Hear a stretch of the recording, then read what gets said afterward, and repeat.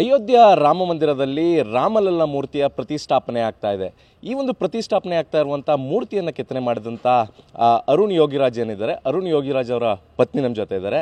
ಈಗಾಗಲೇ ಫೈನಲ್ ಆಗಿರುವಂಥ ಒಂದು ರೀತಿಯಲ್ಲಿ ಮೈಸೂರಿಗರಿಗೂ ದೊಡ್ಡ ಖುಷಿ ಇರುವಂಥದ್ದು. ಅವರ ಪತ್ನಿಯನ್ನು ಮಾತಾಡಿಸ್ತಾ ಹೋಗ್ತೇನೆ. ಮೇಡಮ್, ಭಾಳ ದೊಡ್ಡ ಖುಷಿಯಾದಂಥ ವಿಚಾರ ಮೈಸೂರಿಗರಾಗಿ. ನಿಮಗೆ ಏನು ಅನಿಸುತ್ತೆ ಈ ಕ್ಷಣದಲ್ಲಿ? ಹೆಮ್ಮೆ ಫೀಲ್ ಆಗ್ತಾಯಿದೆ ಮತ್ತು ತುಂಬ ಖುಷಿ ಆಗ್ತಾಯಿದೆ. ಮಕರ ಸಂಕ್ರಾಂತಿ ಹಬ್ಬದ ಸಿಹಿ ನ್ಯೂಸ್ ಬಂದು ನಮ್ಮೆಲ್ಲರ ಫ್ಯಾಮ್ಲಿಗೆ ಒಂಥರ ಸಂತೋಷ ತಂದಿದೆ.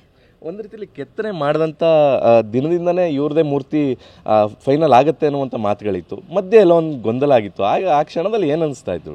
ನಾವು ಅದ್ರ ಬಗ್ಗೆ ಯೋಚನೆ ಮಾಡಿಲ್ಲ. ನಾವು ಪಾಸಿಟಿವ್ ಆಗೇ ಇದ್ವಿ. ಮತ್ತು ಯಾವಾಗ 3 ಜನದ್ದು ಆಯ್ಕೆ ಆಗಿದೆ ಅಂತ ಅಂದಾಗಲೇ ಖುಷಿ ಆಗಿತ್ತು. 3 ಜನದ್ದು ದೇವಸ್ಥಾನದಲ್ಲೇ ಇಡ್ತಾರಂತೆ. 3 ಜನದ್ದು ದೇವಸ್ಥಾನದಲ್ಲೇ ಇಡ್ತಾರೆ.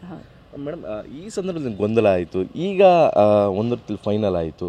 ಈ ನಂದೀಶ್ ಸುಗಂಧರಾಜ ಹೂವಿನ ಕೃಷಿ ಮಾಡಿ ಎಕರೆಗೆ 7 ಲಕ್ಷ ಗಳಿಸ್ತಿದ್ದಾರೆ. ನೀವು ಕೂಡ ಅವರಿಂದ ಕಲಿಬೇಕಾ? ಅವ್ರ ಜೊತೆ ವಿಡಿಯೋ ಕಾಲ್ನಲ್ಲಿ ಮಾತಾಡಬೇಕಾ? ಈಗಲೇ ಫ್ರೀಡಮ್ ಆ್ಯಪ್ ಡೌನ್ಲೋಡ್ ಮಾಡಿ. ಫ್ಯಾಮಿಲಿ ನಿಮ್ಮ ಜೊತೆ ಮಾತಾಡೋದಂಥ ಸಂದರ್ಭದಲ್ಲಿ ಏನೆಲ್ಲ ಹೇಳ್ಕೊಂಡ್ರು ಮೇಡಮ್? ಅದೇ ಇಷ್ಟು ವರ್ಷದಿಂದ ತಲಾಂತರ ಮಾಡ್ಕೊಂಡಿದ್ದ ಹೆಸರನ್ನು ಉಳಿಸ್ಬಿಟ್ರು ಮತ್ತು ಬೆಳೆಸ್ಬಿಟ್ರು ಅಂತ ತುಂಬ ಸಂತೋಷ ಆಗ್ತಾಯಿದೆ.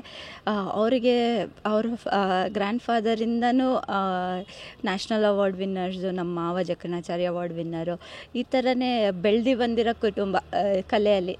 ಆದ್ದರಿಂದ ಇವರು ಇನ್ನೂ ಹೆಚ್ಚು ಬೆಳೆಸ್ಕೊಂಡು ಹೋಗ್ತಾ ಇದ್ದಾರೆ. ತುಂಬ ಸಂತೋಷ ಆಗ್ತಾಯಿದೆ.